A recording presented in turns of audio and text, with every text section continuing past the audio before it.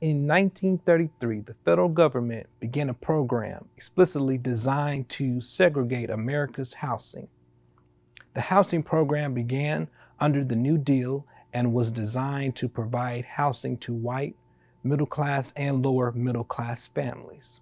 African Americans and other people of color were left out of the new suburban communities that were being established and instead were pushed into urban housing projects.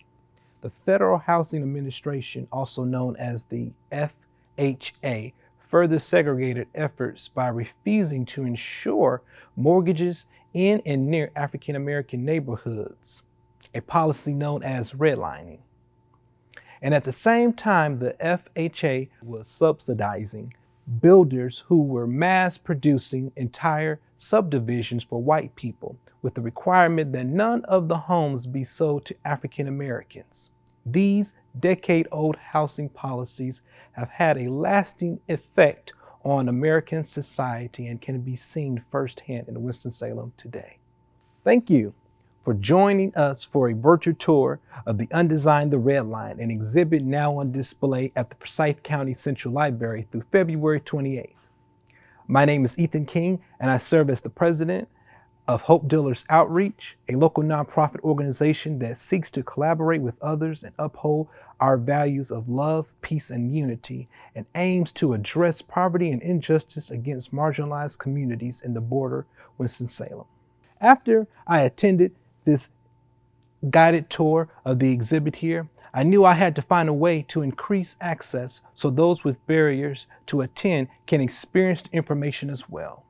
That's why Hope Dealers Outreach was thrilled to partner with BPI to offer our community this unique and virtual tour experience, and personally being able to share this critical history with you as we celebrate Black History Month, and which makes the experience even more powerful.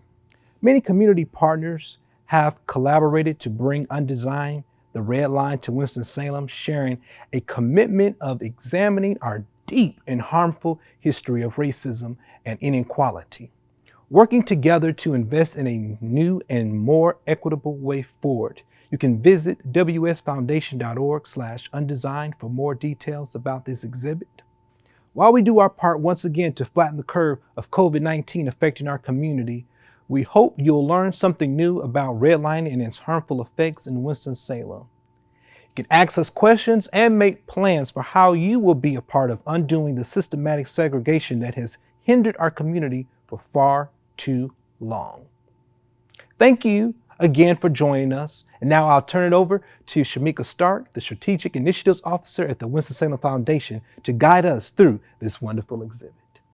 Thank you so much again for joining us today for a virtual experience of Undesign the Redline. Undesign the Redline is an interactive exhibit that tours the country and is used as a tool to encourage discussion about deep and systemic issues that created many of the inequities we see in our communities today. There is a lot of history and information that I won't be able to cover today, but if you're here locally in Winston-Salem, we encourage you to visit the exhibit and really take time to immerse yourself in the information. As a Black woman in particular, guiding others through the history and personal stories on the impact of redlining has really been an emotional and enlightening journey, and also overwhelming at times. Even still, I feel so honored and privileged to share this virtual space with you today, especially during Black History Month. There are 5 sections to this exhibit. Section 1 introduces us to the legacy of redlining. If we go back to the 1930s, when redlining is being implemented, we're at the tail end of the Great Depression. Millions are out of work, and many homes are facing foreclosure. It's also important to note that during this period, most homes were either purchased with cash or short-term mortgages averaging about 5 years. The government was not in the business of home loans. Redlining was a part of the New Deal housing program enforced by the federal government during the Roosevelt administration. So, to help stimulate the economy, this administration passes the New Deal, essentially inventing the 30-year mortgage and creating the, quote, American dream of home ownership.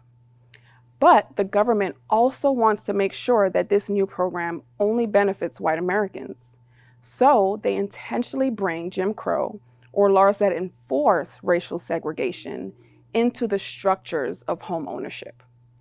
As the government starts to make these loans, they realize that they don't have a universal lending system for the entire country. So they create these maps using a color-coded credit system that was primarily based on race. The map includes 4 colors: green, blue, yellow, and red. As we move to section 2 of the exhibit, it features a localized redlining map. This back behind me is the Winston-Salem 1937 redlining map. In looking at the map, you'll see that the green was considered best and were neighborhoods with restrictions on infiltration. Blue was still desirable, yellow was considered declining or undesirable neighborhoods, and red areas were deemed hazardous. The term redlining comes from distinct red lines that were drawn on these neighborhood maps, designating predominantly Black neighborhoods as hazardous or too risky for investment. And the government even says that these restrictions are good because limiting hazardous infiltration is how you secure real estate value. If your city or town didn't have a map, there was still the underwriting manual, which told lenders to look out for hazardous populations and to prefer areas with restrictions on infiltration, meaning there were whites-only covenants or restrictive deeds saying that they couldn't sell their home to a Black family. There was also the race and value argument of the 1920s that read, quote, "The colored people certainly have a right to life, liberty, and the pursuit of happiness. But they must recognize the economic disturbance which their presence in a white neighborhood causes, and forego their desire to split off from the established district where the rest of their race lives," end quote. These maps effectively sent redline neighborhoods into a path of decline and disinvestment that many cities are still recovering from today. Today, there are still areas where you'll find lower home values, abandoned homes or lots, and closed businesses in areas that were once thriving, full, successful Black communities. We fast forward to today and we see that this redlining system created the geographical layout that we're familiar with seeing across the US and right here in Winston-Salem. Concentrated areas of poverty in cities with mostly people of color and much wider, wealthier suburbs surrounding them. If you have time to make it to the library or on your screen, I encourage you to pin yourself or someone you know on the map to see what your color designation would have been.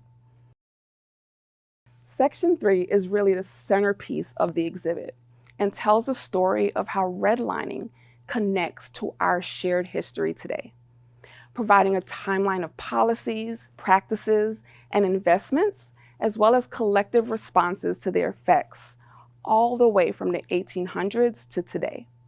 The top shows macro themes of policies and systems put into place that evolved and carried forward the impacts of redlining. And the bottom up shows where courageous people mobilized to respond and combat the negative impact of these policies. There are also localized stories of structural racism and stories of activism highlighted on the cardboard pop-outs throughout Section 3.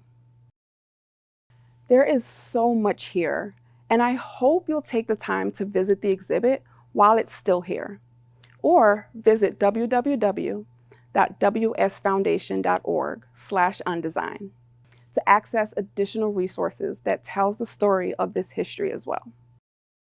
As we make our way through Section 3, you'll see that racial terrorism is rising in the South with the KKK. Northern universities like Harvard are pushing scientific racism or eugenics to prove white supremacy. White families are moving to suburbs, which are getting massive government subsidies. And we also have things like blockbusting, where real estate speculators are using race to devalue neighborhoods and flipping houses for triple the price to Black families. These are families who already can't get a loan and having to use contract buys, causing them to lose their property if they don't pay the home in full or even miss a payment. Meanwhile, slum clearance and urban renewal programs are proposed as solutions to growing slum problems created by deliberate withdrawal of city services, such as trash pickup, street maintenance, or other public amenities, to these dying neighborhoods as a way to make up for lost tax revenue. We also see integration is often weaponized by demolishing key anchoring institutions in Black communities, which also leads to an era of urban decay. A local example is the KBR Memorial Hospital, which at one point was the third largest hospital for African Americans in the US, and at the time was the first to treat only African American patients. The 1968 Reinvestment Act and the Community Reinvestment Act of 1977 were attempts to address deteriorating conditions in American cities, but the damage had already been done. Through this period, 98% of home loans go to whites, effectively building the middle class.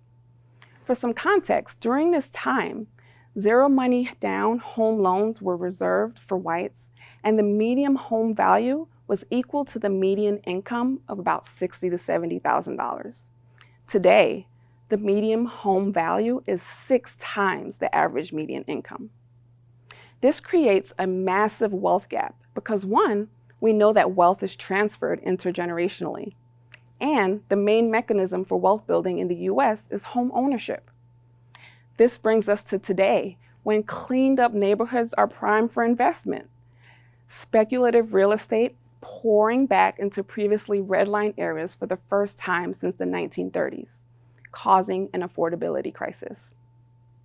Like I said, there is so much information here in Section 3 that would take days to cover, but hopefully you are inspired to go off and learn more. Section 4 includes more local stories of redlining and policies like it, as well as resistance and solutions. We are so grateful to the local Winston-Salem African American Archive and other community partners for helping to bring these stories to light. Section 5 asks the question, where do we go from here?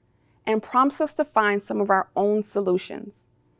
The exhibit highlights many of the crises we see from one time period were the result of so-called solutions from a period before.